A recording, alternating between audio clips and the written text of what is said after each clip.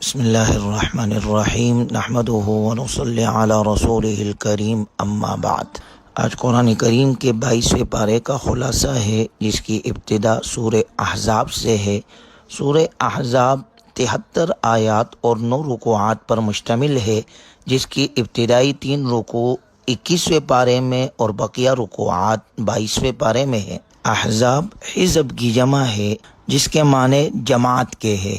چونکہ سن 5 ہجری میں مختلف جماعتیں جمع ہو کر جنہوں نے مدینہ المنورہ پر چڑھائی کی اور مسلمانوں کے خلاف جنگ کے لیے آئے، اس کا ذکر اس صورت مبارکہ میں ہے، اس لیے اس صورت کو سورہ احزاب کہا جاتا ہے۔ یا ایھا النبی اتق اللہ ولا تطع الکافرین والمنافقین۔ سورت مبارکہ کی پہلی 2 آیتوں میں نبی صلی اللہ علیہ وسلم کے واسطے سے نبی کی امت کو ایسے 4 امور کا حکم دیا گیا ہے جو کہ حقیقت میں فلاح اور سعادت کے عناصر ہے۔ پہلا یہ کہ اللہ سے ڈرتے رہے، دوسرا یہ کہ کافروں اور منافقوں کی آراء کا اتباع نہ کرے، تیسرا یہ کہ وحی الہی کی اتباع کرتے رہے، چوتھا یہ کہ وتوکل علی اللہ، اللہ پر اعتماد اور بھروسہ کرے۔ اس کے بعد زمانہ جاہلیت کے بعض عادات کی تردید کی گئی ہے، جن میں سے بعض عقلی اعتبار سے باطل تھی اور بعض شرعی اعتبار سے قبیح تھی۔ آیت نمبر 4 میں 3 جاہلانہ خیالات اور تصورات کی تردید کی گئی ہے۔ پہلے نمبر پر فرمایا ما جعل اللہ لرجل من قلبین فی جوفہ۔ بعض لوگ یہ گمان رکھتے تھے کہ لوگوں کے سینے میں 2 دل ہوتے ہیں۔ اس خیال کی تردید کے لیے فرمایا گیا کہ اللہ نے کسی بھی شخص کے سینے میں 2 دل پیدا نہیں کیے۔ دل تو بس ایک ہی ہوتا ہے، یا اس میں ایمان ہوگا یا کفر ہوگا۔ ایک ہی دل میں کفر اور ایمان دونوں جمع نہیں ہو سکتے۔ اس سے ان منافقین کی بھی تردید ہو گئی جنہوں نے کفر اور ایمان کے درمیان ایک تیسرا درجہ نفاق کا بھی تجویز کر رکھا تھا۔ دوسرا حکم وما جعل ازواجکم اللائی تظاہرون منہن امہاتکم۔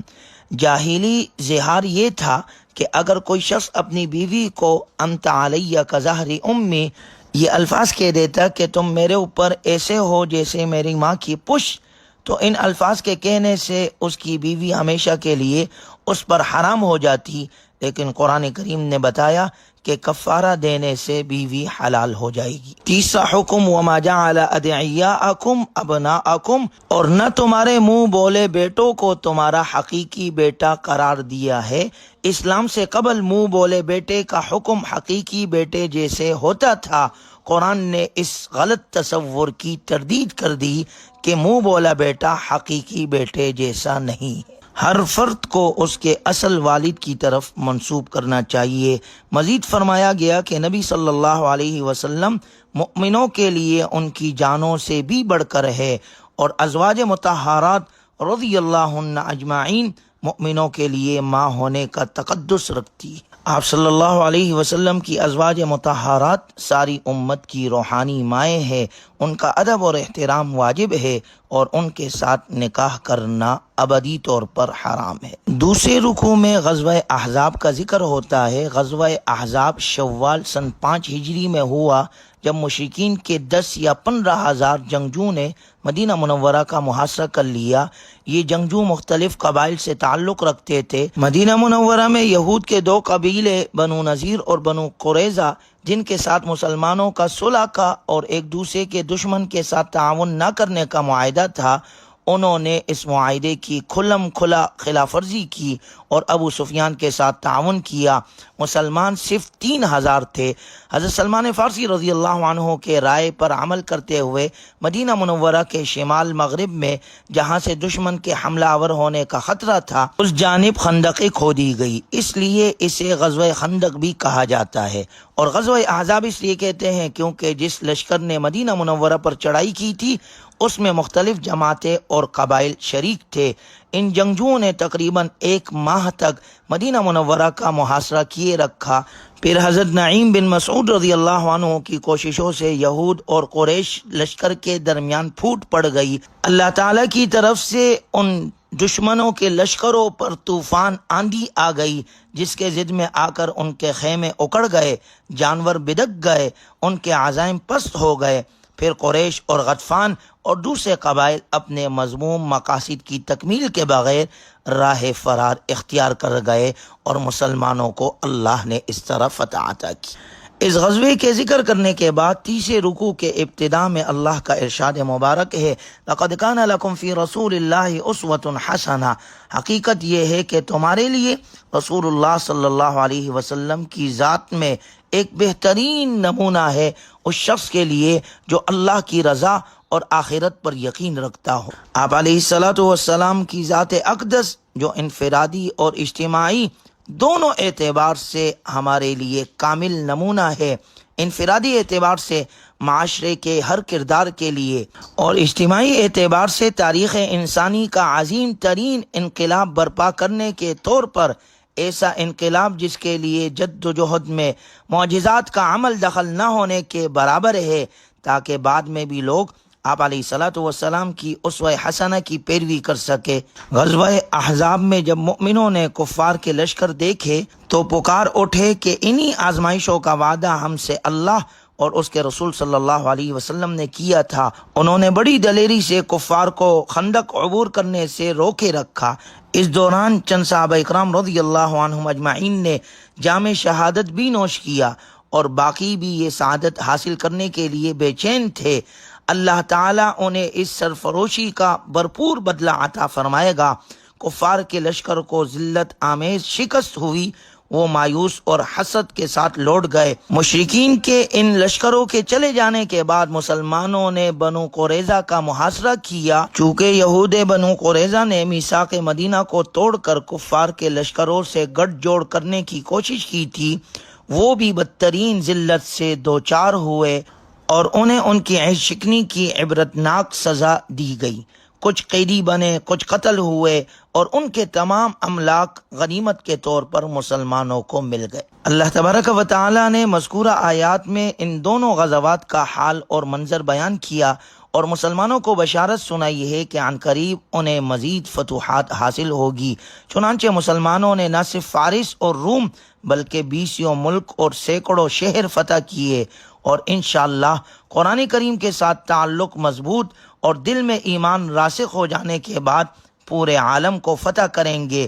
یوں رب ذوالجلال کی یہ پیشن گوئی پوری ہو کر رہے گی کہ میں نے اپنے آخری رسول صلی اللہ علیہ وسلم کو اس لیے بھیجا ہے کہ دین اسلام کو تمام ادیان پر غالب کر دوں۔ یہ غلبہ یقینی ہے اور کسی صاحب ایمان کو اس میں شک نہیں ہونا چاہیے۔ بظاہر حالات مخالف ہے، لیکن جب اس پیشن گوئی کو پورا ہونے کا وقت آئے گا تو حالات بھی موافق ہو جائیں گے اور وہ افراد بھی مہیا ہو جائیں گے جو اپنے اخلاق اور اعمال کے اعتبار سے پہلی صدی کے مسلمانوں کی یاد تازہ کر دیں گے۔ اس میں شک نہیں کہ موجودہ دور کے اندر مسلمان ایمان، اعمال، اخلاق، معاملات اور کردار کے اعتبار سے فاتح عالم بننے کی صلاحیت نہیں رکھتے، لیکن کیا اسلام اور قرآن بھی یہ صلاحیت نہیں رکھتے؟ رب کعبہ کی قسم، ان کے اندر عالم کو اور فاتحین عالم کو بھی فتح کرنے کی پوری صلاحیت ہے، اور کون و مکان کے مالک کی قسم، دنیا یہ نظارہ بہت جلد انشاءاللہ دیکھے گی۔ سورہ احزاب کے چوتھے رکوع میں ازواج مطہرات رضی اللہ عنہن اجمعین سے خطاب ہے اور ان کے توسط سے امت کی تمام خواتین کے لیے اہم ہدایات ہے۔ غزوہ بنو قریظہ کے نتیجے میں مسلمانوں کو بہت بڑی مقدار میں مال و دولت ملا، جس کے بعد ازواج مطہرات نے بھی رسول اللہ صلی اللہ علیہ وسلم سے درخواست کی کہ ہمارے وظیفہ اور نفقے میں بھی کچھ اضافہ کر دیا جائے۔ اس موقع پر یہ آیات نازل ہوئی جن میں انہیں دو باتوں میں سے ایک کا اختیار دیا گیا، یا تو وہ خوشحالی کی زندگی گزارنے کے لیے جدائی اختیار کر لے اور یا پھر تنگی کے ساتھ گزر بسر کرے اور اپنی نظر آخرت کی خوش عیشی پر رکھے۔ جب آپ علیہ السلام نے ازواج مطہرات رضی اللہ عنہ اجمعین کو اختیار دیا تو ان سب نے آخرت ہی کو ترجیح دی۔ اس موقع پر ازواج مطہرات رضی اللہ عنہ اجمعین سے خطاب اور ان کے توسط سے امت کی تمام خواتین کے لیے اہم ہدایات ہے۔ پہلے نمبر پر یہ کہ مردوں کے ساتھ بات کرتے ہوئے نرم لہجہ اختیار نہ کرے۔ دوسرا یہ کہ بلا ضرورت گھر سے باہر نہ نکلے، کیونکہ مسلمان عورت کا اصل اور محفوظ ٹھکانہ گھر ہے۔ تیسرا یہ کہ زمانہ جاہلیت کی خواتین کی طرح اپنی زینت اور ستر کا اظہار کرتے ہوئے باہر نہ نکلے۔ چوتھا یہ کہ نماز کی پابندی کرے۔ پانچویں نمبر پر زکوٰۃ ادا کرے۔ چھٹا یہ کہ اللہ اور اس کے رسول صلی اللہ علیہ وسلم کی اطاعت کرے۔ ساتواں یہ کہ قرآنی آیات کی تلاوت اور احادیث مبارکہ کا مذاکرہ کیا کرے۔ مسلمان کی شخصیت کو معاشرے میں نمایاں اور امتیازی حیثیت دینے اور اس کا تشخص اور پہچان پیدا کرنے والی 10 صفات 5ویں رکوع میں ذکر کی گئی ہے۔ یہ وہ صفات ہے چاہے مرد میں ہو یا عورت میں ہو، اسے مغفرت اور اجر عظیم کا مستحق بنا دیتی ہے۔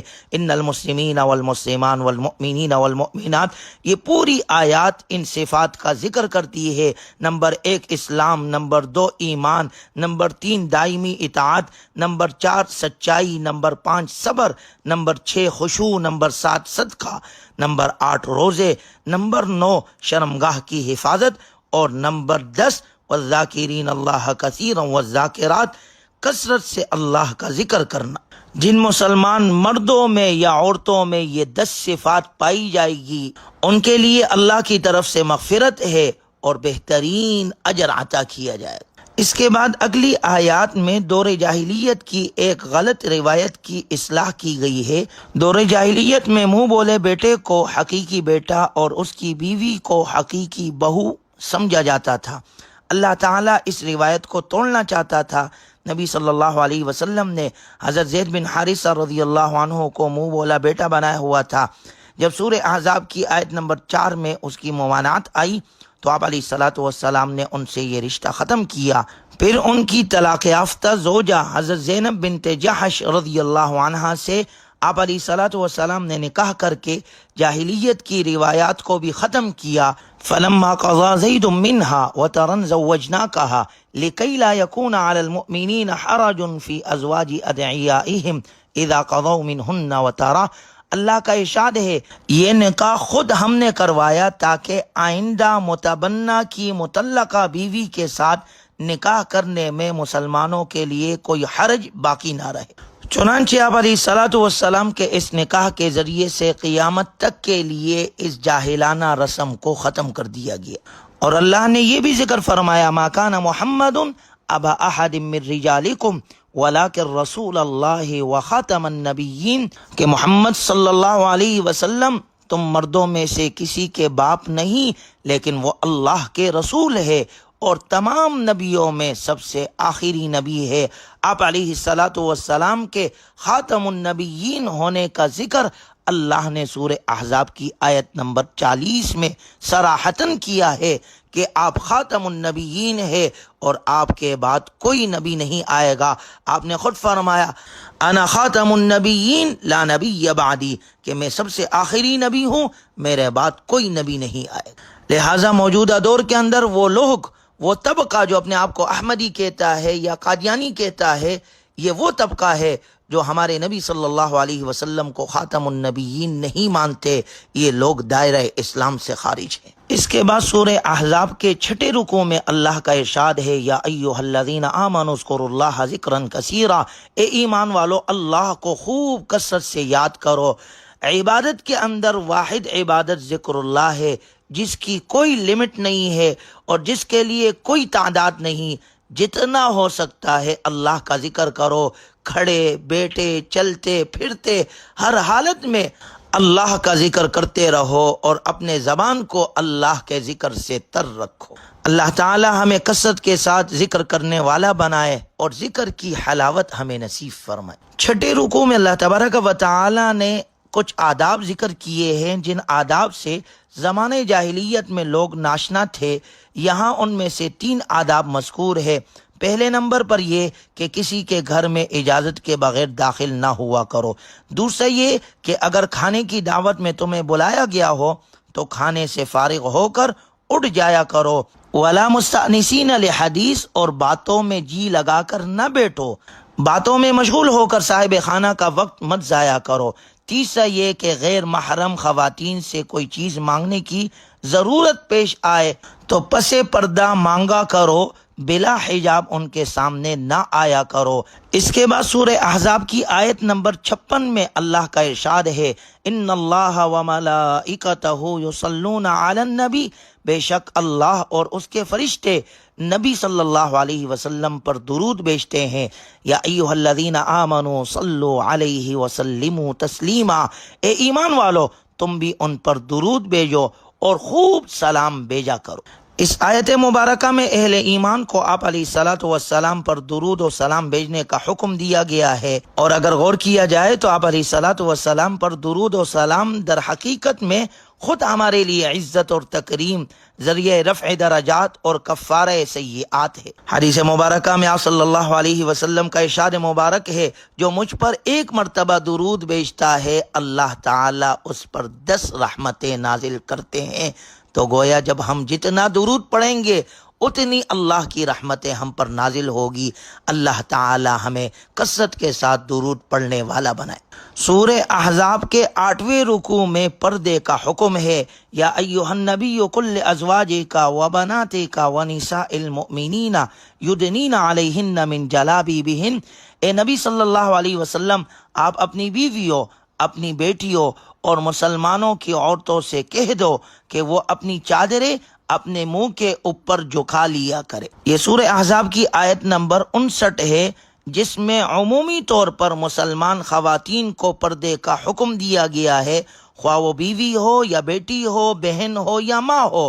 حجاب عورت کی عزت و عصمت کا محافظ اور باعث تکریم اور تشریف ہے، اور یہاں پر خاص طور پر خواتین کے لیے یہ بات قابل غور ہے کہ چہرے کے چھپانے کا حکم دیا گیا ہے، کیونکہ آج کا ماڈرن زمانہ اور جو اپنے آپ کو ترقی یافتہ کہتے ہیں، وہ کہتے ہیں جی پردہ تو دل کا ہونا چاہیے، بس یہ آنکھ میں حیا ہونی چاہیے۔ شریعت ہمیں حکم دیتی ہے چہرے کا پردہ فرض ہے۔ جب صحابیات پردہ کرتی تھی تو کیا آج ہماری خواتین صحابیات سے بڑھ کر باحیا ہے؟ بخدا ایسا نہیں ہے۔ لہٰذا پردے کو لازم پکڑے، جس میں اللہ نے عورت کے لیے عفت اور حفاظت رکھی ہے، اور یہ عورت کے لیے زینت ہے، اور اس کے ذریعے سے مسلمان عورتوں کو تحفظ گویا فراہم کیا گیا ہے۔ سورت کے آخری رکوع میں اختتام پر فرائض و واجبات اور شرعی احکام کی اہمیت بیان کی گئی ہے کہ یہ احکامات اس امانت کا حصہ ہے جو اللہ نے بندوں کو سونپی ہے۔ آسمانوں، زمین اور پہاڑوں نے اس امانت کا بوجھ اٹھانے سے انکار کر دیا تھا، کیونکہ ان کے اندر یہ بوجھ اٹھانے کی صلاحیت نہ تھی، لیکن چونکہ انسان کو اللہ تعالیٰ نے عقل و فکر اور خیر و شر کے درمیان تمیز کرنے کی صلاحیت عطا کی ہے، تو اس نے بوجھ کو اٹھا تو لیا مگر اس کا حق ادا نہ کر سکا۔ اس کے بعد سورہ سبا ہے جو 54 آیات اور 6 رکوعات پر مشتمل ہے۔ اس سورت مبارکہ میں ایک اہم قصہ اہل سبا کا بیان ہوا ہے، اسی وجہ سے اس سورت کا نام سورہ سبا ہے۔ سورت کی ابتدا اللہ کی حمد و ثنا سے ہوتی ہے۔ الحمدللہ الذی لہ ما فی السماوات وما فی الارض وَلَهُ الْحَمْدُ فِي الْآخِرَةِ، کہ تمام تعریف اللہ کے لیے ہے جو آسمان اور زمین کا مالک ہے، جس نے ساری مخلوق کو پیدا کیا، کائنات کے لیے مستحکم نظام قائم کیا، نظام عالم کی تدبیر کی، اسے ہر چیز کی خبر ہے اور اس کا کوئی عمل بھی حکمت سے خالی نہیں۔ دوسرے رکوع میں حضرت داؤد علیہ السلام اور حضرت سلیمان علیہ السلام اور اہل سبا پر اللہ تعالیٰ نے اپنی نعمتوں کا تذکرہ فرما کر گویا شاکر اور کافر کا تقابل اور موازنہ کیا ہے۔ اول الذکر دونوں اللہ کے نبی اور شاکر بندے تھے، یعنی حضرت داؤد علیہ السلام ان کو اللہ نے بہترین آواز دی تھی، اللہ نے ان کے لیے لوہا نرم کر دیا تھا، وہ اسے جس طرح چاہتے موڑ لیتے اور جو کچھ چاہتے اس سے بنا لیتے۔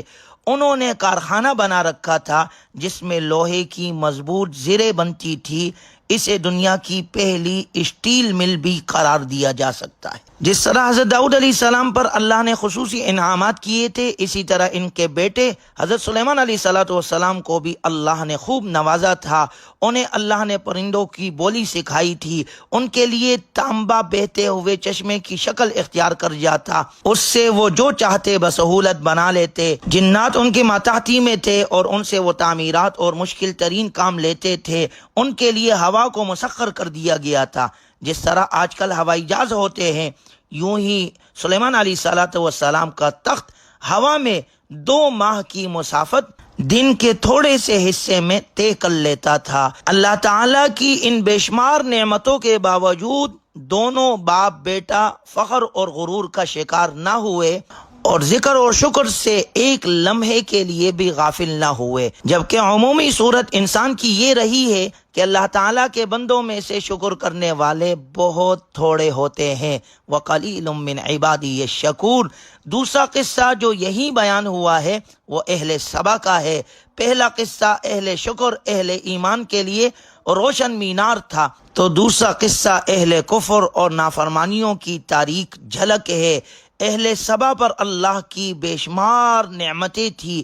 اہل سبا کو رزق کی فراوانی، صحت اور آب و ہوا، زرخیز زمین اور پھلدار باغات جیسی نعمتیں عطا کی گئی تھی۔ طویل مسافت تک دور دور تک باغات چلے جاتے تھے، نہ گرمی اور نہ دھوپ ستاتی اور نہ ہی بھوک پریشان کرتی۔ پانی ذخیرہ کرنے کے لیے ایک ڈیم بھی تھا جس سے سد معارب کے نام سے یاد کیا جاتا ہے، لیکن انہوں نے ان نعمتوں کا شکر ادا نہ کیا بلکہ ناشکری پر اتر آئے۔ پھر وہی ہوا جو ہر ناشکری قوم کے ساتھ ہوتا ہے، بن ٹوٹ کر عذاب کی صورت اختیار کر گیا اور اس کے پانی نے تباہی مچا دی۔ باغات اور بستیاں سب ملیا میٹ ہو گئی، جہاں پھل اور پھول تھے وہاں جاڑ کے سوا کچھ بھی نہ بچا، اور اہل سبا کا ذکر صرف داستانوں میں رہ گیا۔ اور قیامت تک کے لوگوں کے لیے اس میں عبرت ہے کہ جو قوم ناشکری کرتی ہے تو وہ اللہ کے عذاب کی مستحق بنتی ہے۔ اللہ ہمیں ہر قسم کے ناشکری سے بچائے اور اللہ کے نعمتوں پر اللہ ہمیں شکر کرنے والا بنائے۔ سورت کے اختتام میں اللہ نے تمام انسانوں کو متنبہ کیا کہ اللہ کے ہاں قرب مال اور دولت سے نہیں ملے گا بلکہ نیکیوں سے ملے گا۔ دولت کی فراوانی اور اولاد کی کثرت کو اللہ کے رضا ہونے کی علامت مت سمجھو، یہ اللہ کی طرف سے آزمائش ہے۔ جو لوگ احکامات الہی کی تبلیغ اور نفاذ میں رکاوٹ ڈالتے ہیں وہ برباد ہوں گے۔ جو لوگ مال کو بھلائی کے فروغ کے لیے لگاتے ہیں عنقریب اس کا کئی گنا اجر وہ پائیں گے۔ گویا اللہ کے ہاں تقرب اور اللہ کے ہاں درجہ وہ اعمال کے بنیاد پر ہے، نیکیوں کے بنیاد پر ہے، مال اور اولاد کی بنیاد پر نہیں ملے گا۔ اللہ تعالی ہمیں کامل طور پر دین پر چلنے کی توفیق نصیب فرمائے اور قرآنی تعلیمات پر عمل کرنے والا بنائے۔ وآخر دعوانا ان الحمد للہ رب العالمین۔